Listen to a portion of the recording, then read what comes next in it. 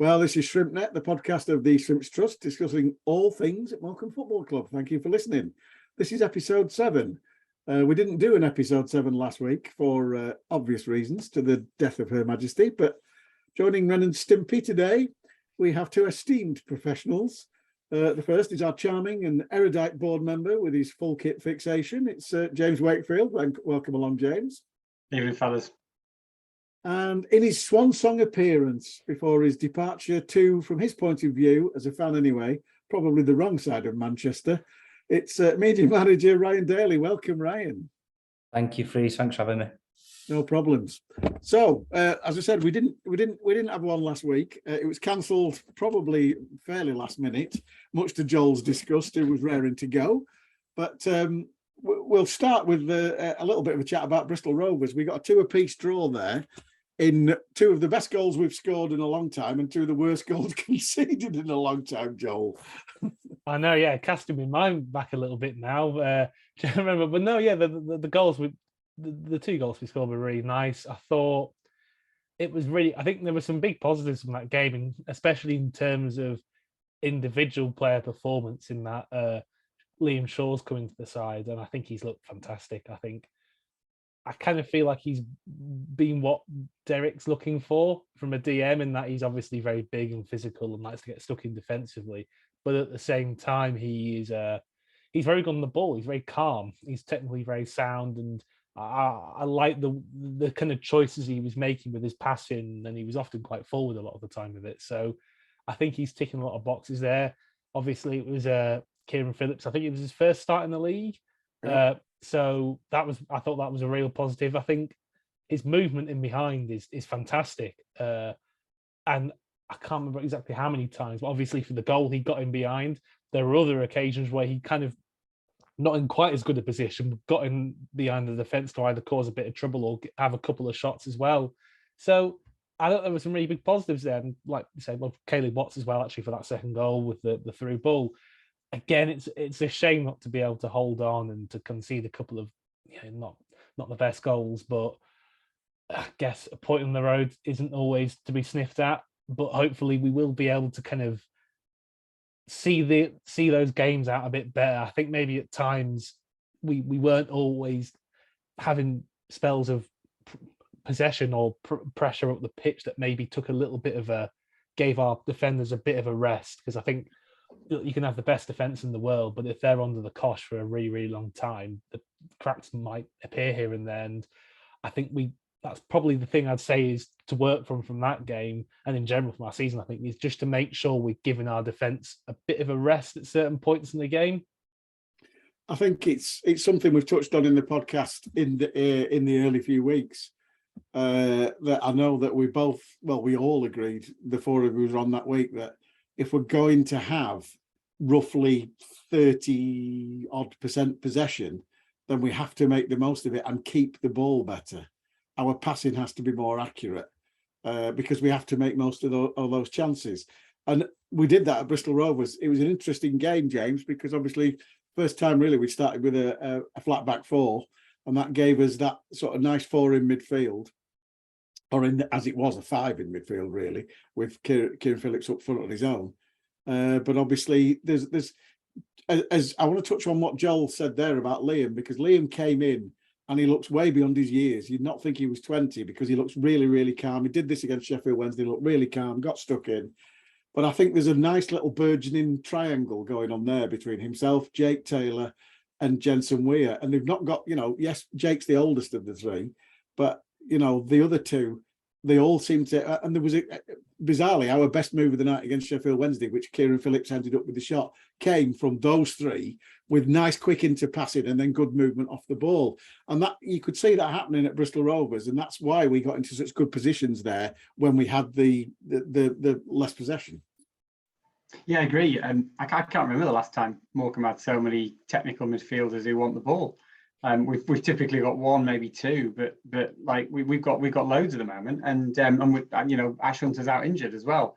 I actually turned to the guys I was at Bristol with and said Jensen Weir plays like a 25-year-old, because he doesn't play like a young player. He plays like somebody who's several years older. And I agree with you about Shaw as well. So yeah, there's lots of ability in that midfield. There's a nice triangle developing, but it's got a bit of flexibility to it. I think that game was a really good performance and a good result away from home. It's not an easy place to go, Bristol Rovers. The atmosphere is it's a really good atmosphere. If you're a home fan, you'll be pleased with the atmosphere. It's a nice place to go, yeah. Yeah, but it's a bit of a cauldron, isn't it? And the fans give you some steak, give the players some steak and everything. It's a good atmosphere. It's a good ground to go to. The 2-2 can't complain about. It was just, it's only disappointing because we went ahead twice. If we'd come away with a 2-2 draw, having gone behind twice, we'd probably all be thrilled about it. Yeah. It was a good performance. That midfield is developing nicely. And I happened to have a night out in Bristol afterwards with two mates and found a pop world, and so my hangover hadn't passed till Wednesday or Thursday this week. There will be people out there cheering at the fact that James Wakefield found a pop world in Bristol. I was influenced by somebody who likes a pop world. Yeah. And I gather you weren't on the second drink when he influenced you. No, we were on, I think, drink 7 or 8 by that stage. Yeah, I can imagine. And it went into the late teens. So yeah, but it was a good game, a good result. As I say, it's only because we went ahead that we're disappointed about it. If we come from behind, we'd be feeling like we've won the World Cup. And it strangely, Ryan, even though we're at this situation where we are now in the middle of September and still without a win, particularly the last couple of performances, I think we've shown enough that teams will come on to Sheffield Wednesday in a minute, but obviously MK Dons probably in a bit of a false position, but we've had some really quite tough games. If we can gain points against the teams that we perceive are going to be around us, which away points at Bristol Rovers, etc., Oxford, that they're good points to get. It's a difficult one because from our point of view, we want to be looking to attack every game, but on that particular Bristol Rovers performance, the fact that Derek was prepared to put 4 at the back and put some real creativity in midfield, particularly, like you say, we had the 3 that we've talked about, plus Caleb as well, and they all had particularly good games that day. That again, Caleb, not exactly an old pro. We've got lots and lots of youth, and they're only going to get better, aren't they? Yeah, absolutely. I think Jake Taylor as well is another honourable mention. He's come in to this team this season. I think he's got a really old head on his shoulders as well. For me, go back to what you 3 have just said about Jensen Way. I think personally he's one of the best players that I've seen at this level for a long, long time. I enjoy League One football, obviously spent majority of my working career in it, and the way that he just glides around the pitch and links defence and attack together is just unbelievable. He's just so beyond his years, as you said, and he's such a really talented footballer. But it goes back to what Derek said after the game on Tuesday night against Sheffield Wednesday. It's like, if you're putting them kind of performances in for 60 minutes against teams that are around us, such as your Forest Greens, your Cambridges, your Fleetwoods, your Shrewsburys, all of a sudden you'll start turning those draws into wins, and all of a sudden the form will come and you'll shoot up the table. It's exactly that. And I think these next 3 league games now is that perfect opportunity to put 9 points on the board, which I know we'll be wanting to do. No pressure then. You've got to think big, haven't you? Because when it comes, I mean, some fans are already saying, we're cut adrift at the bottom, but I think that's a little bit too early to be talking like that. You can't. The 10 or 12 games in, you look at the table and think, right, okay, we're getting some sort of form and some sort of establishment of where people are going to be. But even now, I think there's 2 or 3 teams that are in a false position in the top half, and so much so in the bottom half. But so come to Tuesday night. First thing I want to mention about Tuesday night was obviously it was great that the game was on. Fantastic turnout from Sheffield Wednesday, great turnout from the home fans, and an impeccably observed minute silence. And then the referee didn't blow his whistle, but we still played the national anthem. So I was a bit confused with that one. But impeccably observed, guys, wasn't it? Lovely to see. Yeah. I was thinking somebody answer me. Come on, Joe. Yeah, it was a minute silence. I think yeah, I couldn't really hear much shouting. So yeah, well done to all over there. That was Dan with Fent Praise. Now I'm going to tell everybody you're eating a pie. You didn't sing, James. Yeah, in fairness, nobody wants to hear me sing. Yeah, James. It was. Yeah, it was impeccably observed. It's nice to see. I've got you know, I've watched the way that the country has reacted over the course of the last few days, and I can see it from all perspectives. You know, I personally have an affection for the Queen. Don't have a huge amount of affection for the monarchy. Don't want to go into politics, but you know, it's a challenging time. But it doesn't matter. Somebody who lived for a very, very long time and worked very hard has passed away, and it's wonderful that was marked properly, and everybody's showing due respect for it. And it's obviously the case that my family's outside the door screaming and shouting at this point as if to ruin that poignant comment. So yeah, leave it at that. Yeah. I also thought a nice touch, whether it was yourselves that came up with it or Brian who looks after the scoreboard going to black and white was quite a nice touch as well, Ryan. Yeah, it was something that Brian spoke about, where it was that we received a lot of guidance as well from the EFL and even Martin Thomas, to be fair. He was like, I don't think we should really play any adverts that we don't have to play and stuff like that. And going back to the referee's whistle, that was on purpose that we didn't blow the second one, because I just thought if they blow the second one, normally the crowd cheer and then the players break. So I kind of said to the referees, any chance you could not do that, and we'll time it and go straight into the national anthem. So it worked really well. I was worried because I was like looking at Mark, I was like, he's not looking at me, and I'm trying to give him the heads up, and all of a sudden it played. I was like, thank God for that. And so yeah, it went really well, and it was well received by both sets of supporters. And then we kicked off, Joel. Now you can come and talk to me. Come on, let's talk about football tactics instead now. We kicked off. They had the first 10, 15 minutes. First 10 to 15 minutes, we were down to probably 30% possession. And then we had about a 5-10 minute spell where I was like, good grief, we're ruining the stats here, because we kept the ball really well and moved it round. And we had that fantastic chance, which was probably, I don't know how many passes, but a 15 pass move, which ended with Kieran Phillips through on goal, which if he'd have lifted, it'd have gone in, but it was low to the keeper's left. Stockdale made a good save. And then obviously we had the Ryan Delaney flash header from our only corner. So I thought then at half time, I went to the loo, and most people behind the Barty card with a pint in their hand were like, this lot are good, but we're doing well to stay with them. And at half time, you're thinking if we can hold it, but it was always going to be tricky, wasn't it? Yeah, I mean, it's a funny one really, because I think in the first half, and I think in the first 5-10 minutes of the second half, we competed as well as we could realistically expect to. I think they were probably on top a bit more and had a few have more kind of territory, more time on the ball in our final third, etc. At the same time, I think what we were able to do in the first half, in that kind of opening 55 minutes, what was offer enough threat on our own to kind of swing the momentum towards them and take pressure for our defence and have a bit of time in their final third. I think that's something we probably lost after about the 55, 60-minute mark, and that's where the pressure really starts to tell, and then eventually a crack shows, and in this case it was a set piece. But like you say, there were some really nice moves. I think we've discussed the kind of midfield of Shaw, Weir, and Taylor, and we saw the talent that they've got and the way they are able to move the ball between each other and up the pitch.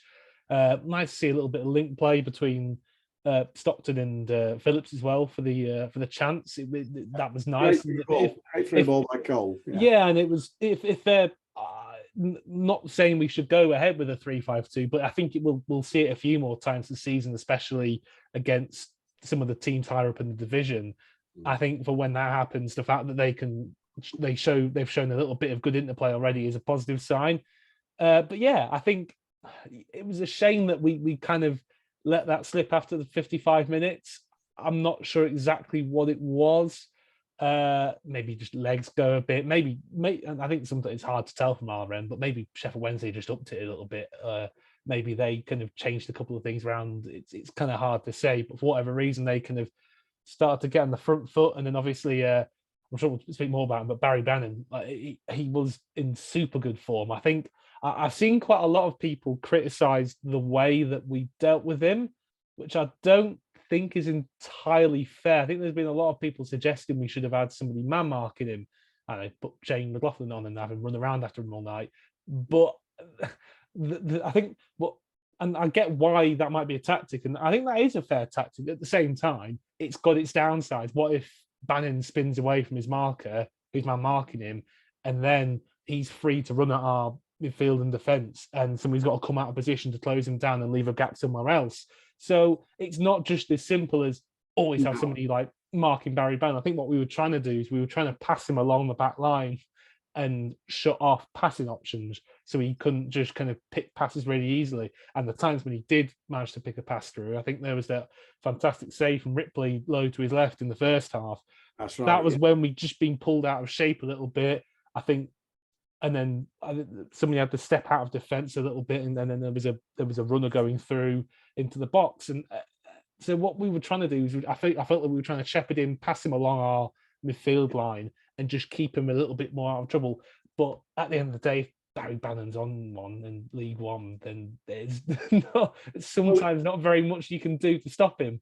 But he's always been quality, Scottish international, and from that point of view, if he has 20 minutes in a game where he plays like that, Wednesday are not going to lose many, are they? Let's be fair. Exactly. He's just such a good player. And in fairness, he didn't. The 2 assists he got, they weren't from open play; they were from corners. Yeah. And they were fantastic deliveries. But, the only thing I'll say, and the people who stood around me at the same time, was he did a sort of strange signal for the first one, which I noticed, and obviously flicked in by Josh Windus. And just as he was taking the second one, he did the same signal, and I said out loud, "Not again, same one," and it was. And everybody looked at me. How do you know? I went, because he did something funny with his arm, like I'm going to, somebody run across the front post, which is what it was. And it was brilliant. He could stick it on a sixpence. And if you've got somebody like that in this division and got the intelligence of the forwards, and I don't mind saying this, they look, to me, they looked better than any side I saw last year in this division. And we saw some good sides in this division. And I thought Rotherham were fantastic last year. I thought MK Dons were pretty good as well. I thought Wigan were good, but they looked a step up. They looked like you could take that side, stick him in the Championship, and they'd be top 6. That's what I felt anyway. Yeah, I think pointing the corners as well, actually, I think it was interesting because obviously we took Stockton off around 65 minutes. And I think it was a fair decision to take Stockton off because he's not played in a few weeks. You got to get fresh legs on, especially defending against Wednesday quite a lot. But then what he was doing is he was marking the front of the 6-yard box, and we didn't really adapt to give somebody else that role when he went off. Yeah. I think you could maybe pinpoint that as because when you're marking somebody in the box, you're constantly chasing them. You can't, you haven't got a crystal ball. You can't tell what they're going to do. You're constantly kind of like going after them. You've got to keep following. So sometimes people are going to lose their mark, and that's why you have people in kind of zonal positions. And that's what you see Farron Rawson doing it in the middle of the 6-yard box. Cole usually did it at the front post. Kevin Ellison, long-time stalwart of the front post header. When Cole went off, we never really replaced. I don't think anybody kind of said, right, somebody needs to do that instead. And that's where the area where they've got the goals. That's a fair point, Joel. It is a fair point, which is perhaps why they thought they could get away with it the second time and did so. Yeah, maybe. Fair play to them. But James, I'll come to you now, because obviously the one thing that came out the other night was, Connor Ripley showed just about every skill he's got there. There was one particular save in the second half when it was absolutely hammered really high at him, and he managed to get something on it, and it bounced and went over the bar, which I think was a fantastic save because everybody thought that was in. But all night, if it wasn't for Connor, it could have been a lot more, couldn't it? Yeah, he had a good game, and I understand that people will question that when we've lost 3-0. The keeper's had a good game, but he did have a good game. He made some cracking saves in both halves. I think it's frustrating because the approach that you take, the tactics that you deploy are right if you win, they're wrong if you lose, and that's not right, is it? That's imperfect. That's all outcome based rather than performance based. Performance was a good one for an hour, and unfortunately they then broke us down. But then they broke us down a couple of more times quite quickly. We only had one player start the other night who started the same fixture last season. Like one player, and that player hasn't played for a few weeks for various different reasons. And so we're in a challenging position in that we've changed a lot of the squad, and we're playing against a Sheffield Wednesday side who are clearly gunning for promotion. But for now, we were fine. We matched them, and we could easily have scored one of those two excellent chances in the first half. So it's annoying, it's frustrating, but it's a result. You can't do anything about it. That's football. So I'll pick on something there that James said, Ryan. It's a bit of a no-win for Derek, really, because if he brings subs on and they make an impact, then he's a genius. And if he brings subs on who don't make an impact, he's castigated. So it's like, as you said, it's all based on the results. And yet we were symptomatic the other night of, we probably did run out of legs. And by the time they got the third goal and then people started walking out, that's their right to walk out. And I've no complaint about that. But the booing got to me because people booing, and this is only me personally, I couldn't fault the 11 that we had out for that 90 minutes because they gave their all. And because they spend 10 million and we spend 2 million supposedly on our wages, that's the difference in the teams in the last 20 minutes. So where does Derek go on a day like that? Is he castigated for playing 5 at the back? Or, I think it was right to try and close the space down and try and nick one. It didn't work. And now everybody's saying, I'd rather have Robbo and lose 4-3. But when Robbo was doing that, you didn't want that. You can't win. No, and that's the tricky job that he's got as a football manager, really, isn't it? You obviously paid to win games, and he wants to win every game that he possibly goes into. He said that he's a man that loves to win football games, and if he thought that was the right formation to win that football game, I'm absolutely of the belief that I back him. And he had a plan, and unfortunately, that plan lasted for 55 minutes. Well, fortunately, should I say, and unfortunately, it didn't last for an extra 25 minutes after that. But I think we did really well. I thought it was a really even contest in that first half. I think those two opportunities, if they go in for Ryan Daly and Kieran Phillips, it's a totally different game. But you talk about substitutions. I don't think that any substitution that Derek made was the wrong one. Okay, Joel's absolutely correct. I noticed the two front post headers while Cole came off, because that's what you're used to seeing Cole doing a lot, and he did it during the first half, I think 2 or 3 times as well. But even when they came short, he was the man that went with the front post runner. Granted, I take that on board, but I don't think it was the substitutions we did or didn't make. I think it's the substitutions that they made. Yeah. You look at the players that they brought off the bench: Deli Bashiru, Will Volts, Callum Patterson. Yeah, them kind of players are ridiculous. Like, Will Volks is up there as one of the most solid Championship midfielders in the last 3 or 4 years. And he's playing in League One and can't get a sniff at the minute. He comes on after 60 minutes and all of a sudden he's running around people that are leggy anyway after 50, 60 minutes worth of running, and then he comes on and takes it up a different notch. So I just think it was more the substitutions they made at the right times that won them the game rather than we lost it, if that makes sense. Yeah, and I would agree with that. And like I said, I made the point. I made the point to friends in the fact that, people, like I said, the people are right to walk out if they're like, oh yeah, for whatever reason, it's like, I'll get to the car before everybody else and blah blah blah. I've no criticism of that. I've no criticism of people booing. That's their right to do so as paying fans. But bearing in mind, you look at where we've come from and where we are. And you still have to pinch people like myself because we're playing Sheffield Wednesday at home in League One. It isn't that long ago when I remember crowds of 900 against Northwich on a Tuesday night, and we'd lose 3-0 to them in the conference. And it's like, well, which do you prefer? I know where I'd rather be, and it's certainly, not going backwards. But that's just the way it is. So moving on. Obviously, Ryan, thanks for coming on. It's sort of with some sadness that you announced that you're leaving, but happiness for you because obviously you're going on to possibly the finest team in the country with one of the greatest managers that this top division's ever seen, because he's had such a fantastic impact on Manchester City.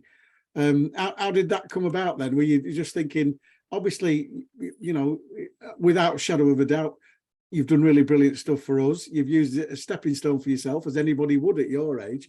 But I need to talk about the fact that you've got a Man U tattoo and you got a Man City. Yeah, let's keep that secret between us. I don't Sorry, think it's out. yeah, it's going to be strange. I even watching the game last night and Bellingham scored, and I was just like, normally I'd be quite happy, and I was at the same time I was thinking, I don't really know how to feel anymore. And I text one of the girls that works there, and I said to her, I said my moral compass is completely all over the shop when it comes to being a United fan, and then my new employers. But yeah, no, look, I'm really looking forward to it. I've absolutely loved my time here, and it would have been a lot longer if that didn't come up. It was one of those things where you saw it and you think, right, I'll just chance my arm. It was the only job that I've applied for since I've been here. I always said to Ben, if I was to leave this football club, I'd go to a team, hopefully in the Premier League. I wouldn't have gone anywhere in the EFL, no matter where it was. I felt like at home here. I still do. Except for Ben, he just keeps going, right. Every time I make a cup of tea, we're charging you now. So yeah, it's just that next step in stone for me. As you say, it gives me a chance to go back home. It gives me a chance to go and work at a football club that's as big as they are in that respect. And with a bit of luck, I can go and sample a few different grounds and hopefully go on a European tour. It'd be quite nice as well. Well, yeah, and it'll be Champions League, not Europa League, like your beloved Man U. Again, we don't mention it. Too late, I've done it.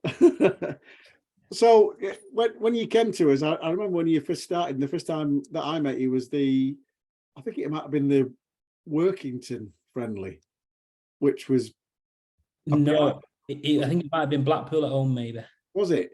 It was, well, I knew it was something like that. Yeah, it might have been, but it was a friendly anyway. And I remember sitting there thinking, oh, crikey, we have gone up in the world because we've got somebody who's looking after the media properly, and this is going to be interesting. But obviously, from a club's point of view, it's been the stuff that you put out there. It's sort of like, well, it's probably gone up about 200% in what we used to put out. So you've obviously been a busy lad, and this is probably what's got you the position at Man City. But when you go to Man City, I presume you're going to quite a big team rather than just try to do everything. Is that right? Yeah, no, that's correct. I think I'm going as part of a digital team, so there'll be a few people in there I should expect. And then you've got like your social media team, your communications team. I think there's going to be loads of people there. It's going to be certainly different to life as a League One head of comms anyway. Yeah, you probably won't get charged for your cups of tea either. I hope not. If not, there is something wrong. But no, thank you for your kind words. And look, I'd like to sit here and I would definitely love to say it's all me, but it's not. There's different people that have helped us achieve where we've wanted to get to.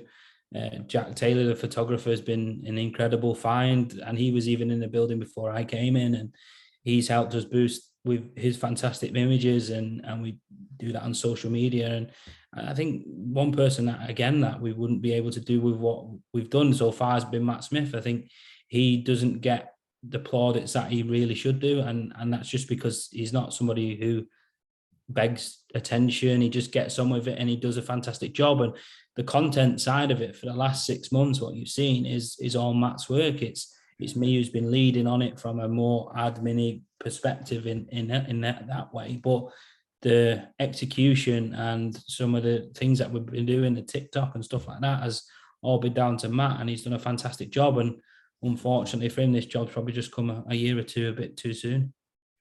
So what you're saying is that he's done all the hard work and you've got a promotion on it. Well, that's how all the best managers do it, don't they? Yeah, I'm just giving you the opportunity there to sort of like say, yeah, it's be humble. Yeah, I know. I don't know what you mean, Freeze. No. So go on. What's been your favourite part of the job? And obviously, us being, yes, we're not Little Old Morecambe anymore. We're in League One. We're doing okay. Crowds are going through the roof. Season tickets gone through the roof. We've got loads and loads and loads of decent staff now in the right positions. So but we're still one big family. Am I right? Yeah, absolutely. I like that hasn't changed. That kind of being part of it and being somebody who's making a difference, and the fantastic people that have been there for years are still playing a huge part in the way that the club's evolving now. And all I've done is come in and just played my part in that, and I've tried to help everybody achieve what they want to achieve. A lot of people have helped me achieve what I've wanted to achieve in the time that I've been here, and that's exactly how it is. Nobody's playing off their own kind of hymn sheet. It's a club-wide song that you're trying to sing, if cliches go as far as that, and that's how it is. That's how this football club is, and you can't really understand it until you're in it. But the club is in safe hands from the top to the bottom. Like, I cannot tell you how much I've really fallen back in love with football by being at this football club, because I hated my last job that I left to come to Morecambe, like where I even thought about giving football up permanently and going doing a normal 9-to-5 office job. And this was my kind of like last roll of the dice when it came to football media, and it was the best decision I've ever made. And I thank James, Charlie, the two chairmen, Ben as well, for giving me that opportunity. And like you say, I just wanted to kind of make a difference in what was going out there and what was going inside the club. And I'd like to think we've done that. Well, if it was kill or cure, I'm glad it was cure. So no, absolutely. It was something I even spoke to my mum and dad about. I said, look, I think this is going to be my last time of being involved in football. And like I said, if this opportunity didn't come up, I'd still be here for however long the club wanted me here for, because I've absolutely loved it. And it's just a fantastic place to be.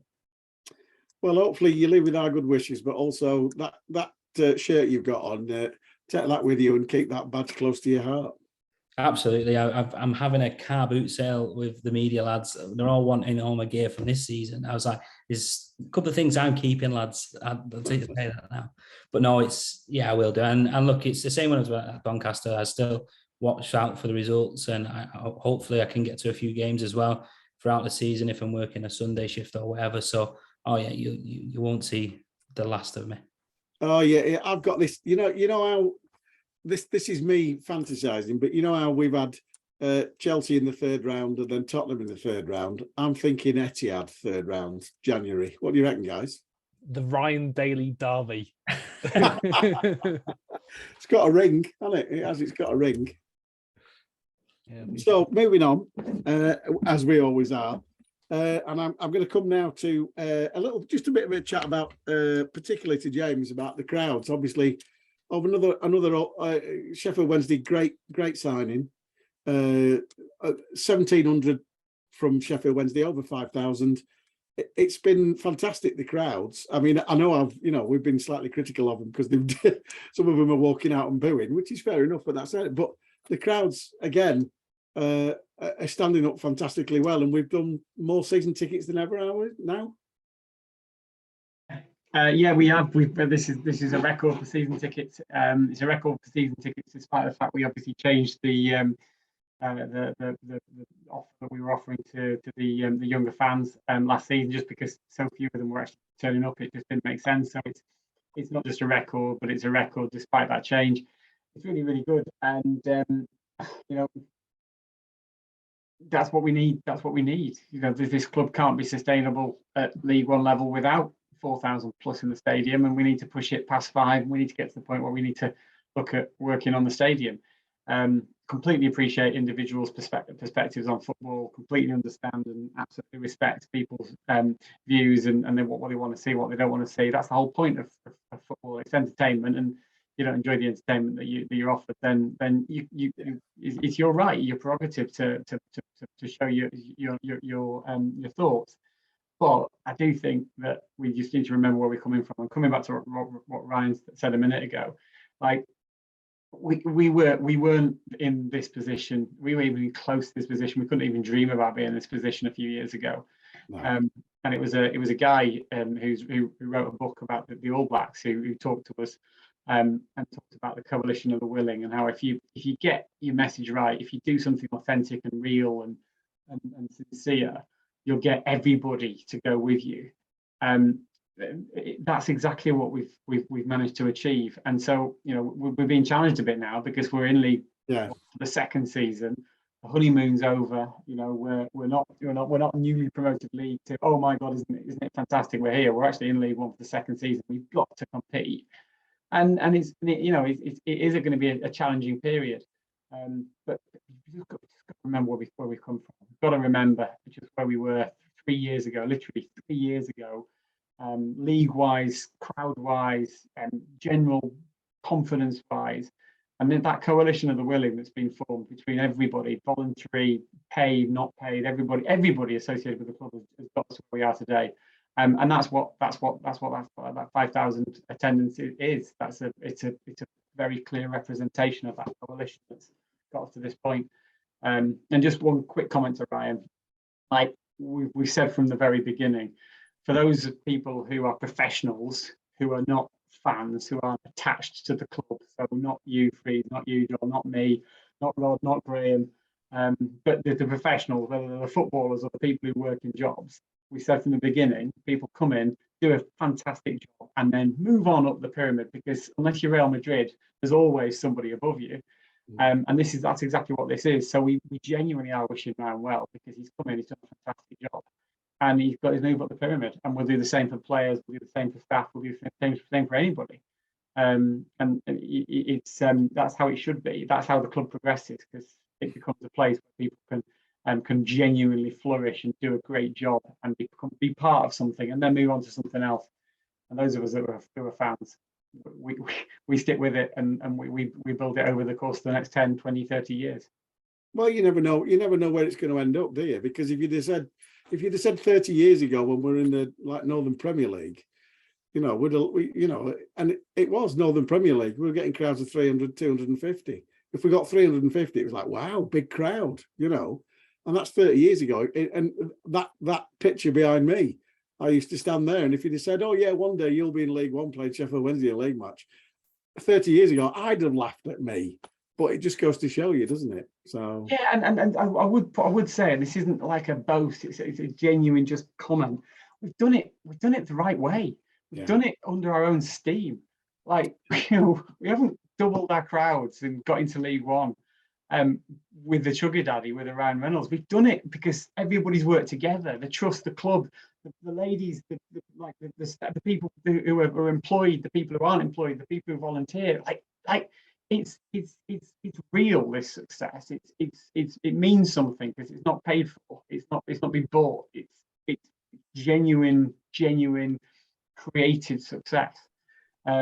We can't rest on our laurels though. We've got to work out how to stay here and then kick on to the next level. But it is real. It is a real thing that everybody's done. Yeah, we've had Pupae, we've had Chrysalis, and we're sort of turning into the butterfly now, but we need to learn to flap the wings and stay in League One, don't we? That's the absolutely worst that I could ever come up with, but I couldn't think of anything else. So I'm just being honest.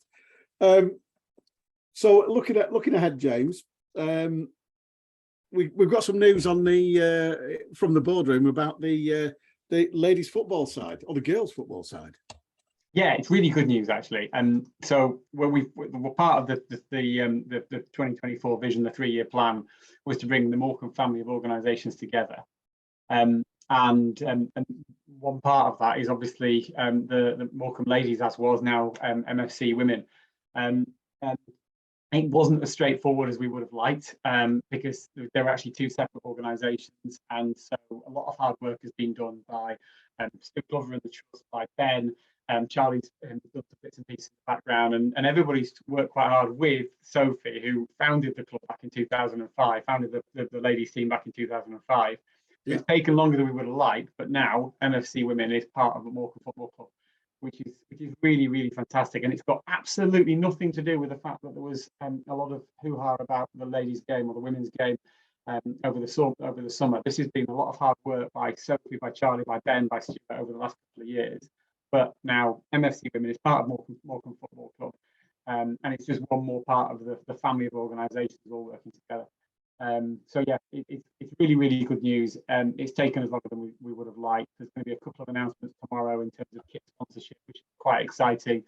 And I just personally like to put on record just what a fantastic job Sophie's done. Whether she's selling programs, volunteering at the ground on a Saturday, or running that women's club. Absolutely fantastic job done, and it's really good that it's now part of the same family.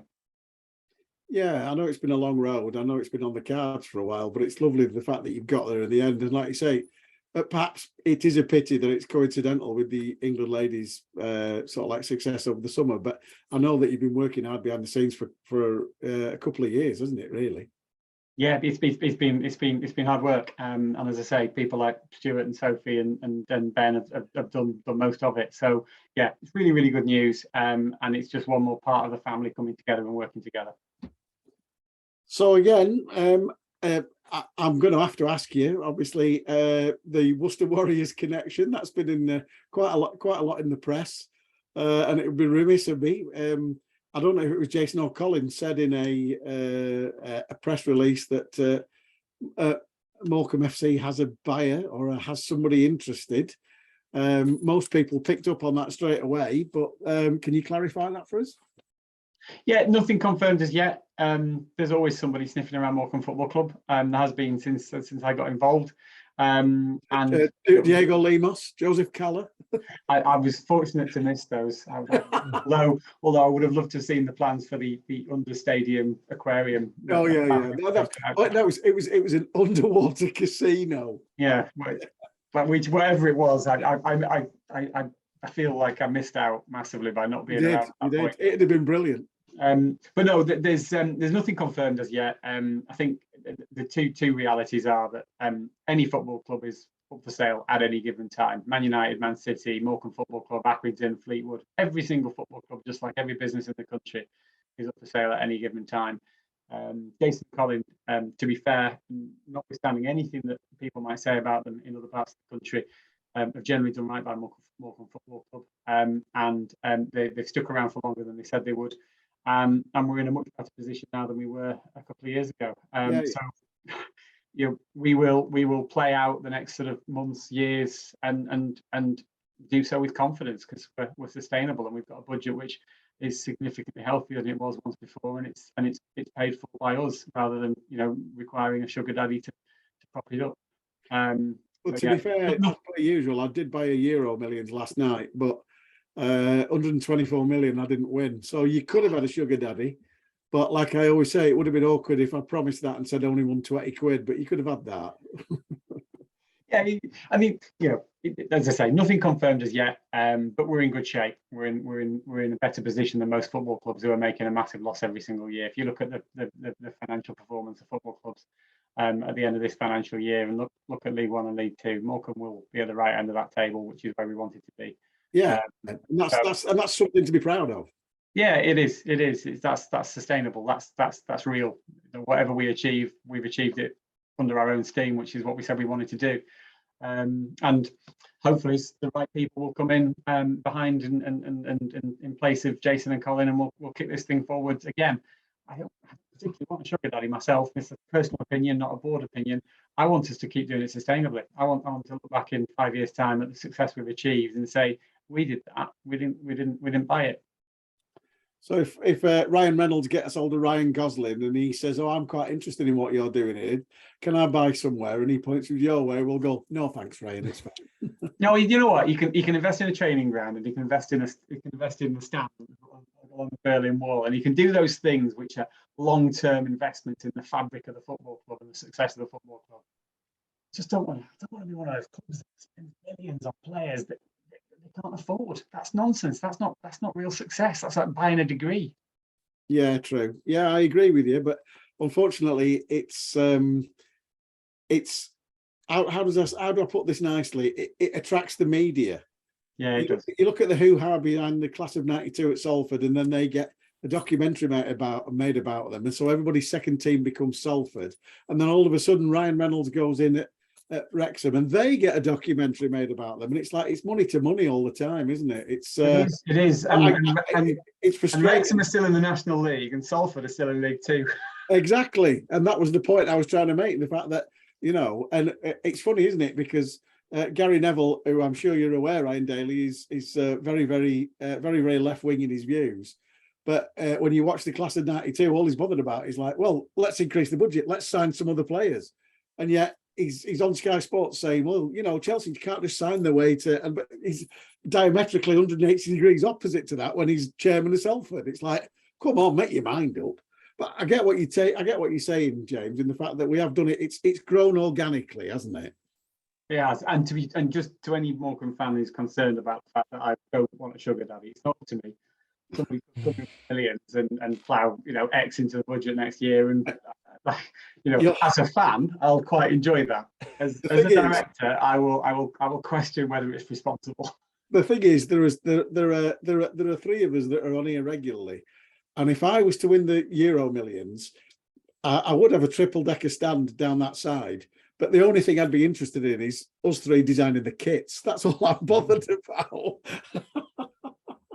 That's one thing. That's one thing that people like Ryan and Ben and everybody who's come into the club in the last couple of years has changed. Like there was a point where we were too involved in all manner of like minor stuff, and then there was like this wonderful fun point where we were able to do all of the cool stuff, and nobody was there to professionally tell us we couldn't do it. And now we've got so many good professionally qualified people like Ryan and Ben in post, but like the cool stuff we don't do anymore because they don't need us to do it. There's professionals doing it. But you'll not let go of that kit, though, will you?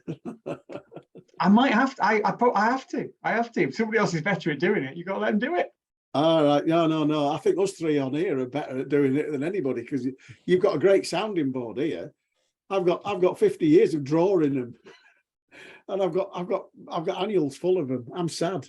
But anyway, my dad did one. My dad's actually an artist. He's made his career by being a commercial artist, and he did one with an angry shrimp on it, which was an absolute beauty. It was like an aggressive shrimp design. I need to see pictures. It might have seen the light of day a couple of years ago, but I think if I put that in front of the professionals now, they'd be like, literally, you go and sit on your board. You'd be on the naughty step. Right, again, moving on. I just want to mention this now. Obviously, the Forest Green, the coach scenario for Forest Green, a lot of fans were complaining, saying they advertised the coach, and then virtually the same day they said there's only 4 people on it, and that was a bit of a faux pas. Get this off Twitter, etc., whatever. Mistakes have been made. But let's talk about the positives. There's a coach going to Accrington, and the club are organising it. Is that right? Yeah, Ryan, do you want to take that one, or shall I? Yeah, there's a coach going to Accrington. It's obviously the first time the club has arranged transport, and it's always going to be a challenge because people have been arranging their own transport for years. But I'm glad that we've taken the step to do it, and I think it's the right thing to do. And it's really about gauging this season as to how much engagement there is and how many people are interested in getting on the coaches. I will make a comment on that thread. Like 2 things. One, when you post something that's just honest and transparent and real on Twitter, I don't care how people react. It's open, it's transparent, it's real, it's an honest thing. And things shouldn't need to be spun for fear in order to prevent some sort of fear of reaction. I agree. This is I actually got really angry about the response to the number of Accrington fans that travelled away the week before last, and all of the people who jumped on them for how few fans have travelled away on a Tuesday night. I always think, and this is going to probably cause a couple of people to raise their eyebrows, but people who talk about having more fans than other clubs in the league that they are in are a bit like those people at school who've been held back a year and have got more underarm hair than everybody else and boasted about. Like, it's not something to be proud of. Like, you're the ones who've dropped down to this level, and we're the ones who climbed up to this level. Thank God you said underarm hair and not what I thought you were going to say. No, but it's really embarrassing to say we've got more fans than you, but you're in the same league as us. It's like literally like we are that bad.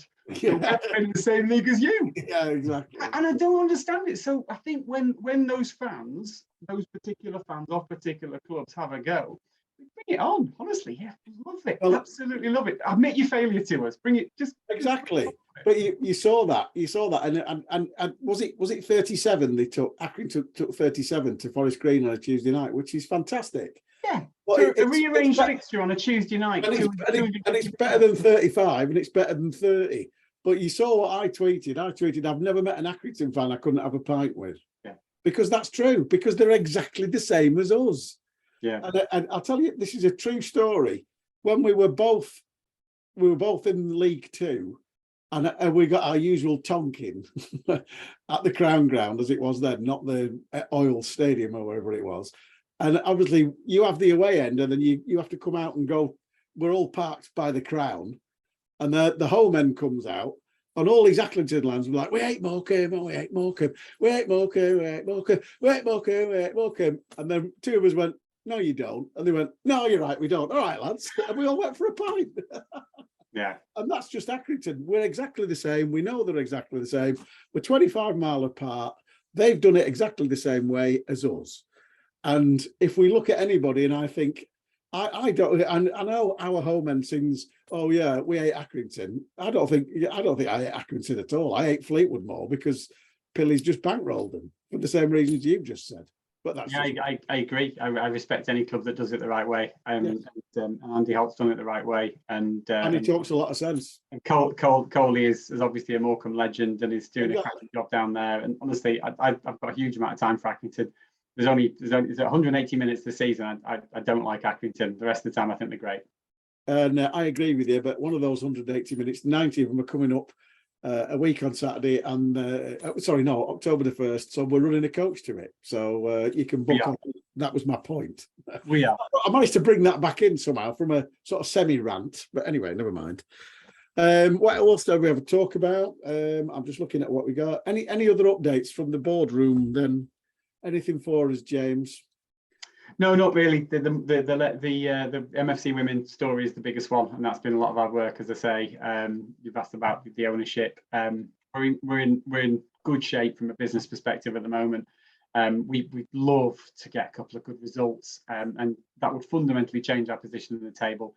But I think everybody's just got to remember that we're only 8 games in, and we're showing plenty of promise. We have massive turnover during the summer in terms of players. 11 players came in. That's a lot.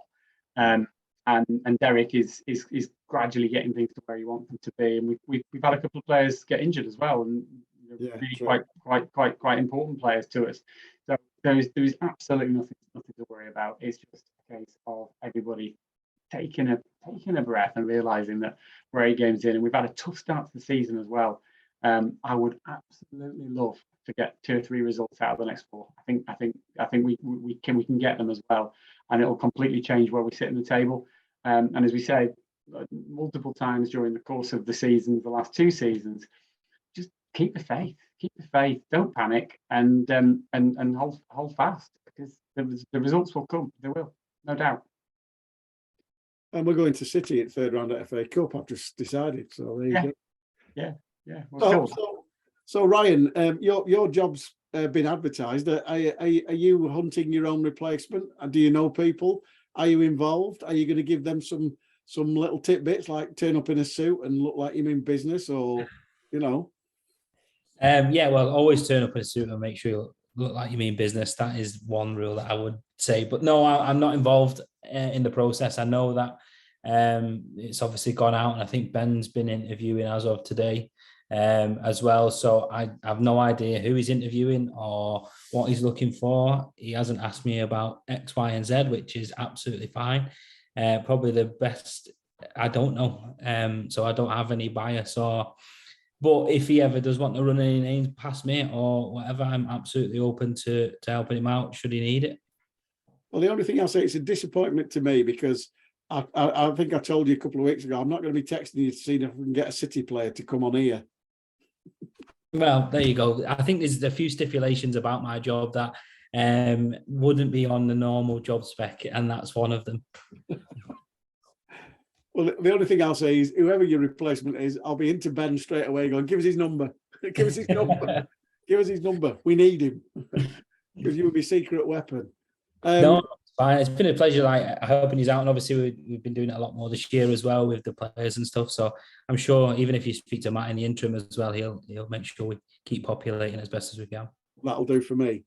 So moving on, we've got Forest Green imminent. They've had a couple of decent results, but they've had not the greatest of starts. Joel, losing a manager pretty much like we did, it doesn't really do you any good, I don't think. I don't think you get continuity, do you? No, and on top of that, they've lost Ebu Adams, who's a very good player. I mean, three of the best players have gone. Ebu Adams, Yeah. Nicky Cadden from left wing back, and Kane Wilson from right wing back, and those two wing backs were pretty fundamental to how they did last season. So it's as we know from experience, it's very tough. Obviously, they've recruited quite a highly rated manager in Ian Birchnell, who obviously used to be at Östersunds in Sweden and before he was at Notts County. So they've got some good stuff going there. At the same time, I think they're only 3 or 4 points ahead of us. They're part of that. They're probably going to be part of that bottom group. I had a little sneaky look at some of their underlying numbers. They're not tearing up any trees at the moment, it looks like. So I think, looking at over these next few weeks, actually, I think over the next month and a half, we're playing 5 of the bottom 6. So, I think So back 4 and go for it. Oh, yes, sorry. exactly. Well, that's the funny thing. I think we look back at like the some of the anger after the Wednesday game, and I think it is a bit daft to boo after losing 3-0 to a side like Sheffield Wednesday. Same time, I wonder if it's maybe just because we're 8 games into a season and haven't won. I think that's probably what's helped it build to that point. At the same time, we are looking, our fixture list looks kinder over the next month and a half. I think with Shaw in the midfield, I'd like to think that'll give Derek a little bit more confidence to play a back 4, to maybe go back to that 4-3-3 he's had quite a lot of success with us previously in. And just have that sitter in Shaw, and then obviously, like we said, Weir and Taylor either side. It'd be nice to see that, and be able to take it to get teams like Forest Green, like Accrington, because obviously we'll respect them and do our homework on them, but they are, compared to Sheffield Wednesday, the teams that we can get at. So hopefully, we'll be able to do that starting on Saturday. Are you there Saturday, James?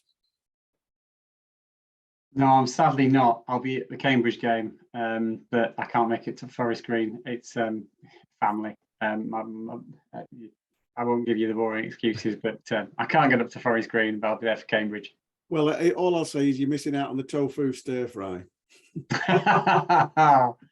And it's always amazing to me when they had when they moved to the new ground and did what they did, which is like, for whatever reason, it's a nice idea, but at the bottom of the hill in Nailsworth is like a butcher's cum pie shop, and there's just like old pork pie wrappers on the hill as you're going up, sausage roll wrappers, because everybody is like, oh god, meat, quick before we get exactly. in. Yeah, exactly. And the higher you get up the hill, the wrappers diminish. He's like, oh, is that I tell you now, if ever there was going to be a Greg's at a football ground, it's going to be there. But I will say quickly on Forest Green, when not long after Derek arrived, and we were recruiting a football analyst, actually, and Harry was the hire as a result of that. Forest Green were the team that was coming the weekend after the final interviews, and at that point, like the analysts that were interviewing would say, this is the best team in League Two. These guys are amazing. You're not going to be able to stop them. They've got the big lad up front. They've got the wing backs who can cut in. Everything about them was fantastic. And I just remember Forest Green being at that point, to Morecambe at least from a football perspective, a step on from us. And obviously things have changed since then. And then not last season, the promotion season, when we went away and we came back and we drew, and Carlos got that fantastic glancing header. 90 odd minutes. Yeah, I'm not sure you can top a Forest Green experience, because that felt better than a win. And that was one of those moments in that season where you just thought, actually, this is real. This, we're playing these guys at home. So I've had some good Forest Green sort of. Oh yeah. I've got. Well, bizarrely, the season before that, where Aaron Wildig scored and we won 1-0, and fully enough, Farron Rawson was playing centre half for them, and they had Owen Archbold on loan, who's at Orient now, tearing it up at Orient, and they absolutely tore us a new one. But we defended really well that day, and the only chance we had was Aaron Wildig. And when we had Aaron on, I spoke about that. But then Aaron also spoke about the 2-2 draw he said we knew we had something that night. And the reason we knew we had something, he said, because they had an arrogance about them, like, how dare you come and draw with us? And they couldn't believe it when we equalised. And I always remember that the entire team celebrated that equaliser in the 93rd minute, Cooney giving it some over his shoulder. Yes, exactly. And that was and that's when Aaron Wilding said we knew we had something, because they thought there was something, you know. I knew that goal had gone in before I actually saw it go in, because Alex Kenyon was off like 30 or 40 or 50 meters to the right, and he could see the goal line. Yeah. He screamed and shouted and leapt around, and we all screamed and shouted and leapt around. But he was a split second before us, because he could see the goal line. I think there is on more of the. It's not the. I don't know. I don't know if you can hear it on the EFL highlights, but I remember there's another highlight that I saw packaged into the end of the season montage from behind the dugout, and you can really clearly hear Kenyon do that kind of scream just about half a second before it goes in.